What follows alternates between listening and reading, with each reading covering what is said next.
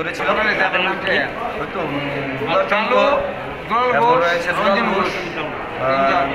অঞ্জন ঘোষ, সজল পাল এবং তাদের নেতৃত্বে দিচ্ছেন সুমন দাস কালো। ক্লাবটাকে দখল করার জন্য তারা আজকে এই ক্লাবের মধ্যে বিশৃঙ্খল সৃষ্টি করেছে। তো আমরা যখন এটাকে প্রতিবাদ করতে যাচ্ছি তখন আমাদেরকে বাধা সৃষ্টি করে। তো আমার বাবাকে প্রথম মারধর করে খবর পেয়ে আমি ছুটে যাই। যাওয়ার পর আমাকে প্রাণনাশা হুমকি, আমাকে গলা টিপ দিয়েছে এবং আমার গলার মধ্যে কালকেই আমি একটা রূপোর চেন, আমার একটা তাবিজ ছিল, স্বর্ণের একটা তাবিজ, এই রূপোর চেনটা ছিনতাই করা হয় এবং আমার একটা মোবাইল ছিনতাই করা হয় এবং মানিব্যাগ ছিল। মানিব্যাগের ভিতরে ড্রাইভিং লাইসেন্স থেকে শুরু করে টাকা থেকে শুরু করে যা ছিল সব ছিনতাই করে নিয়ে যায়। বাবুকে মারধর করে এবং যে ক্লাব সেক্রেটারি আমার একজন ডাক্তার ভাই ছিল, বড় ভাই, এই ডাক্তার ভাইয়ের কে ইট দিয়ে মেরে এই কানের এদিকে মাথা ফাটিয়ে কান ফাটিয়ে দেয় এবং হাতের এই কবজি ফাটিয়ে দেয়। তাই এখন ছিল, এখন প্লাস্টার করতে তাদেরকে নিয়ে যাওয়া হয়।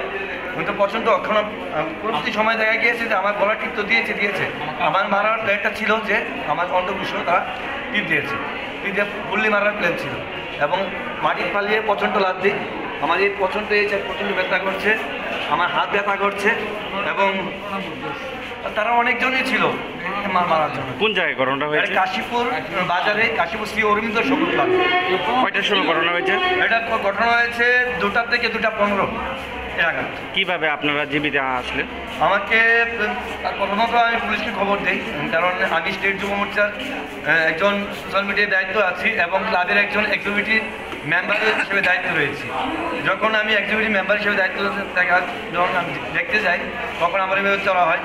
তখন আমি পুলিশকে খবর দিই, পুলিশের সহযোগিতায় আমাকে এখানে নিয়ে আসে। কোন কোন জায়গাতে আপনাকে আঘাত করেছে? আমার প্রথমে মেরেছে, মুখে মেরেছে এবং গলা টিপ দিয়েছে এবং অন্ধকুষ্ঠে আমাকে চিপ দিয়েছে এবং ইট নিয়ে মারার চেষ্টা করেছিল এবং ছুরার একটা চাকুর মতন কি যায় ছিল, এটা দিয়েও আঘাত করার চেষ্টা করেছে আমার। এখন আপনাদের অবস্থা কেমন আছে? আমার অবস্থা তো এখন বলতে আমার গলা দিয়ে কথা বলতে খানিকটা অসুবিধা হচ্ছে, যে রোগীর তো অসুবিধা হচ্ছে, প্রচণ্ড মাথা ব্যথা করছে, মুখমণ্ডল ব্যথা করছে, হাত লড়াতে পারছি না, কোমর লড়াতে পারছি না। আমার যা বলতেছে আমার যে পেছাবে জায়গা ছিল, যে পেছাবে জায়গাতে আমাকে চিপ দিয়ে ধরে রাখা হয়েছে। পুলিশ প্রশাসনকে জানিয়েছে? পুলিশকে জানানো হয়েছে। আমি একজন ডাক্তার দেখে এসেছি। ডাক্তার দেখার পর ডাক্তার যদি যত সম্ভব ডাক্তার দেখা শেষ হয়নি, আমার বাবারও মাথার সিটি স্ক্যান অন করা হয়নি, করার পর ডাক্তার যা সিদ্ধান্ত নেই এবং ওনাকে অ্যাকচুয়ালি প্রথমে বড়রা গিয়েছিল দেখার জন্য। ও তার বড়রা যখন মেরেছে তখন আমি যাই, তখন আমার